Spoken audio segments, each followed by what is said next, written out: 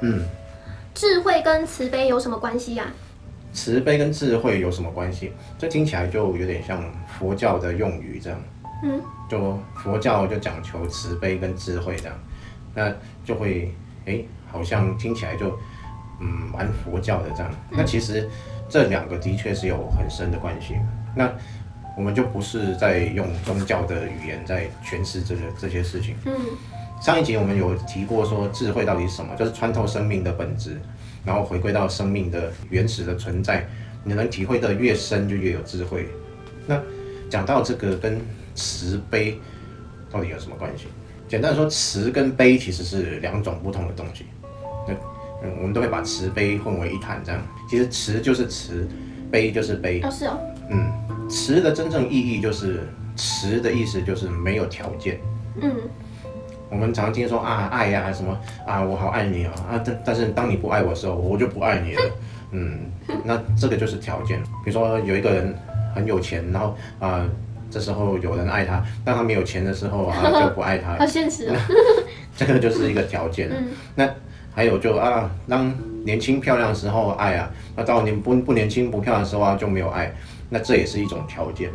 或是你是我小孩，所以我爱你。那不是我小孩，我怎么会爱他？对啊，就路边有一个小孩，那我生的那又不是我生的。对啊，这就是一种条件。不是我生的，在路边然后再卖花，也不会花个10块跟他买一下，因为不干我的事啊，又不是我的小孩。所以在这种条件下爱就会变成，其实它都只是一些条件，不是真正的爱。你或许会看到一只小狗，然后哇，这小狗好可爱啊，好爱它，因为它是我的狗。当你看到别人的狗吵死了，踹它2脚，那就不是真的爱，那就有条件了。是我的，所以我爱它；那不是我的，我就不爱它。那这个就谈到慈悲的慈，就是其实慈的意思就是你以慈为出发点，你真正去表达你的爱的时候，那个爱其实是没有条件的，它不会有对象条件的分别，你很自然你从内在流露出你的爱，然后对天地万物去表达你内在满出来的那个爱，这个就是慈。这个不是因某个条件，然后你去索取之后又给予，这只是一种交换。就是当某个人或者某件事，当小狗是可爱的，那它给予了你可爱的感觉，那所以你给它爱，所以这其实是一种交换。它给你可爱的感觉，所以你给它吃好吃的，那这还是一种交换，它不是真正的爱。就是真正爱其实是一种满出来的给予，自然的分享。它并不是因为某种条件才能成立的，那个就不是真的爱，那所以那个就不是我们所说的慈。那这个跟智慧到底有什么关系？因为当你没有使用信念框架去框死一件事的时候，那个条件其实是不需要的。当这个条件不需要的时候，你自然就可以从内在有一些东西是满出来的，去给予去分享。那所以你能够跳出来玩家的这种角度的时候，你很自然。你就不会被条件的框架锁死在那里，那你很自然就可以没有条件去分享，那这时候就有了慈。那刚刚讲了慈，那我们来讲讲悲是什么？悲不是那个很悲伤，不是那个悲，也不是茶杯，不是悲。悲的意思是说，你看我们悲字怎么写？一个非，一个心。心是什么？心。它不是我们真正本心那个心，心是一个分别心。所以什么叫分别心？就是我们会去分别说你的、我的他的，这产生了这种分别心，分别出对的、错的、你的、我的。那有这种分别了之后，然后基于这个分别而去产生对待，跟我们刚刚讲的慈其实有点关系。慈的意思是说没有条件。那悲的意思是说没有分别心，没有分别，也就是说是不是以一个个体对个体的方式，而是以一个整体的方式来表达。那这个就是说，一个是没有条件，一个是说没有分别，它是一个整体。那所以，比如说我看到一只小狗，那我为什么爱它？是因为我觉得它就是我，我就是它，没有分别。我爱它就是跟我爱我自己一样。那这个就是悲。那所以一个没有条件，然后一个没有分别而产生的这种爱，就是慈悲。那这跟智慧到底有什么关系？它的关系就是，当我处在玩家的时候，所有现象是一个整体，所以我会从一个整体去分享、去表达、去爱。那所以这就是我们刚刚讲到的没有分别，那也不会卡在一些信念所形成的框架，所以没有条件。那所以当你站在一个玩家的角度去看待现象的时候，它其实是一个整体。那这时候这个整体你去给予爱、去分享的时候，它就是真正的慈悲。所以智慧，你必须要有了超越这个整个世界、整个游戏的这种智慧，你才会真正能够产生这种整个是一体的爱。所以慈悲跟智慧就是密不可分，你要有智慧，你才能慈悲，而不是有条件的。一般人讲的慈悲，其实都是有条件的，都不是真正的慈悲。那慈悲跟善良又有什么差别？善良一定有对象，一定会有分别嘛。那善良就有不善良，有恶。如果当一件事情我是善良的，你如果去给自己一个定位是善良的时候，你其实是在给自己一种角色定位，就是你觉得我是善良的所以我要怎样怎样。那当你去这样想的时候，其实那也不是真正的善良，那只是一个给予自己一些定位，然后去做角色扮演，就是你有这些定位之后，然后你去做这个角色扮演，然后我是一个好人我很善良。那其实善良跟恶如何去定义，有时候很难去定义的那么清楚。但是是从出发点是基于爱或者基于欲望，这个就会很明显。爱是一种没有任何条件的分享，那基于欲望，它就会一定有交换这样。你有时候你善良的说我捐了500万，然后去救什么孩童，我获得了一个今年度最佳好人奖真荣幸。这不就是一种交换吗？这是善良吗？其实这不是善良，这只是你换取名声的一种方式，所以其实那不是善良。有时候我们看到有人在看我我来扶这个老人过马路，当没有人看的时候假装没看到这样。这常常其实在人类社会会有这些虚假的善良，就不是真正的你想要分享那个爱，而是你在扮演某种角色，只是这样子。那刚刚那是假善良嘛？那有没有假慈悲？当然会有啊。就假的慈悲就是我去做一些事让对方感觉我很慈悲，然后要对方来感激我，然后会有一些期望，有了这些感激之后我有什么作用？那这样就是一种假慈悲，其实也是一种交换而已。就只要是基于欲望而不是分享的，它本身其实就不是一种真正的善良，也不是真正的慈悲。所以慈悲其实是建立在以智慧为基础，才能够有真正的慈悲，这两者是密不可分的。也因为你没有条件去分享，你就体会到一体感，你就很容易以玩家的视角来看待一切，所以慈悲也会带动智慧，智慧也会带来慈悲，就变成一个很棒的循环。它是一体的两个面向，而不是不同的东西。就是你有这个，你就容易呈现出这个，就跟10块钱铜板的两面是一样的。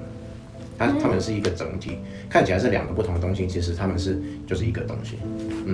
可是像有智慧，智慧不就是贯穿生命？那怎么当发现一切不过是个游戏，然后像有一些灵魂他就自己回家了嘛，那他就没有慈悲啦，就没有什么渡人，没有慈悲啦。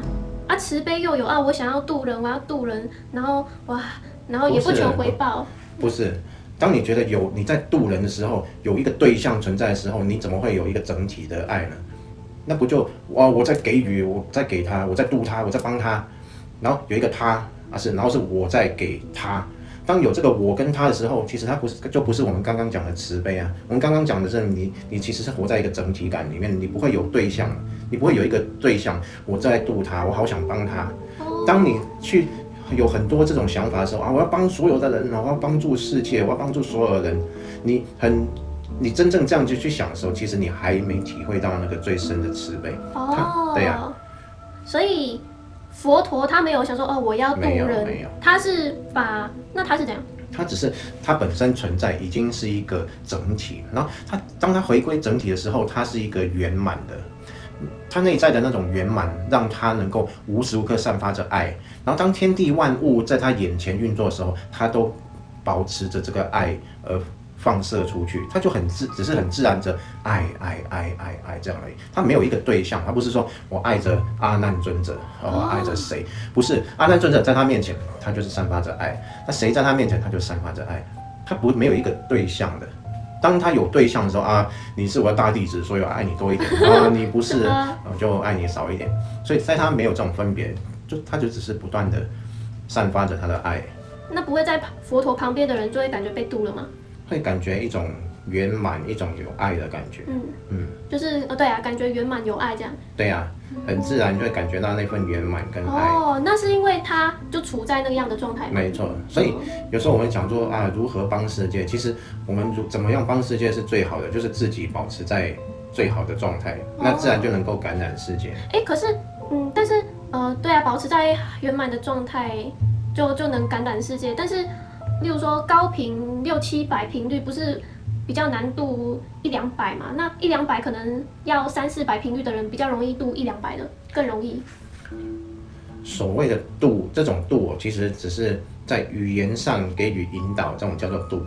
那种无形的转化就不是语言能够达到的。除了语言之外，我们还有能量，还有氛围。有一些东西是不是用肉眼，不是用语言去表达的？就是你可能到了一个地方，就感觉哇，好舒服，好安详。那他其实就在度你，就不是用语言说啊，我告诉你其实怎么样，然后你感觉到哦很棒，你什么都不讲，你可能就觉得啊很美满，很棒。那其实就是度了，就是不一定是要用讲的。所以这就是我们在讲转化，就转化其实有时候是一种陪伴，不见得是讲了3个小时的话给你听，然后那个叫做度，帮了你。那如果当它真的存在在某种状态的时候，其实那种陪伴本身就是一种转化。我觉得我们参序会不会有那种氛围？参序有啊，有这样的氛围。对啊，就是在当场就感觉哇，好棒哦，频率好棒哦。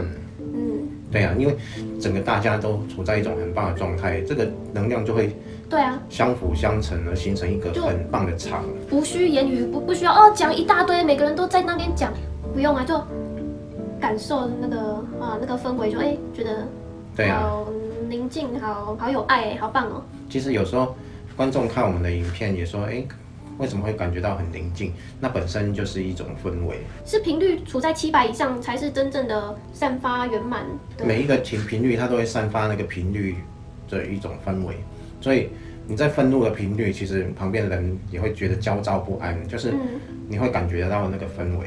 所以其实能量的相互作用其实是马上感觉出来，就你到一个地方或者见一个人，你马上可以感觉到那个氛围。我们只是忽略这一点而已，每个人都有这种能力，不是要有什么超能力然后才能感觉到能量的氛围，其实每个人都可以啊，就你只要感觉一下跟刚刚的不同就可以。你面对这个人之前跟面对这个人的时候的不同，其实你自己稍微注意一下，你就可以马上感觉到有一个氛围的差异。所以这个不需要什么特异功能，每个人都可以。其实这个也是每个人与生俱来的能力，只是我们忽视它。如果佛陀，他来到现代，那假设他平常频率都处在700以上，一定会有人觉得他可能是邪教或神棍，对不对？会攻击他，就可能拍影片就会被按刀斩的。频率是这样，就是当我们在拍影片，然后什么都不说的时候，没有人会觉得什么神棍啊什么，因为我们一句话都没说。那这时候，比如说我处在700，处在800，假设这样，那一个频率100的人看到我不说话在这里的时候，其实他不会有反抗，他也不会有反弹，他反而觉得有一种舒服的感觉，他会被带起来。但是有时候我们必须用言语去传达一些讯息，但是这些讯息跟他内在的信念是相抗的，这时候他就会反抗，就或者是另外一种状况是，他的小我非常坚固，你要去瓦解他的时候，他的小我就会反抗，这时候他就会打架，就会有另外一个负面信念说，鬼扯，我在扯什么东西，一定骗人的，是神棍，误导大众，就会有反抗的声音出来。那其实是我传达的声音跟他内在的信念是有抵抗的，而且频率低的时候更容易有这种现象，就是它为什么会频率低，就是因为它有一些信念让它卡在比较低频的状态，它那些信念一定会跟比较高的频率的信念是不同的。如果一样，它当然就频率会变高，它就不会有这种现象。那至于为什么频率会低，就是有某一些信念其实是迫使它把它框在那个频率较低的范围。那些框住它的信念跟比较高频的信念，其实绝对是不吻合的。那这时候你跟他讲比较高频的信念的时候，他那种不好的信念、有局限的信念就会来抵抗这个信念，他就会反驳，然后会抗拒。那这时候他就反而可能会不看了。哦，原来是这样啊。对啊。所以其实有时候不讲话是最好的，但是不讲话有的时候又无法完全表达某一些讯息。某些讯息还是要靠语言去引导。那这样佛陀就不讲话，隔49年就好啦，干嘛讲话？不过他最后还是补充了，他说49年，其实我讲了49年没有讲半个字。他有补充了这个，其实语言的本身其实是贫乏的，就是并不能传达他所真正要表达。指着手指的月亮始终没办法代表月亮。指着月亮。为什么要转弯？这样也可以指啊。对，也可以。不一定要这样，也可以这样指。那佛陀在讲话的过程中，应该也有很多人就是离席吧？就新的进来啊，又旧的又出去，又新的又进来。有啊，看过《法华经》的朋友一定就看过一个故事，就他在讲这部经的时候，马上啪5000人就跑了。他讲什么？到底讲什么？为什么那么多人就离开了？这个就到时候如果有讲到这部经的内容，到时候再来谈。好啊，到时候再来分享好了。好，今天就是讲了智慧跟慈悲，慈悲跟善良。好，这集就结束了，拜拜。拜拜。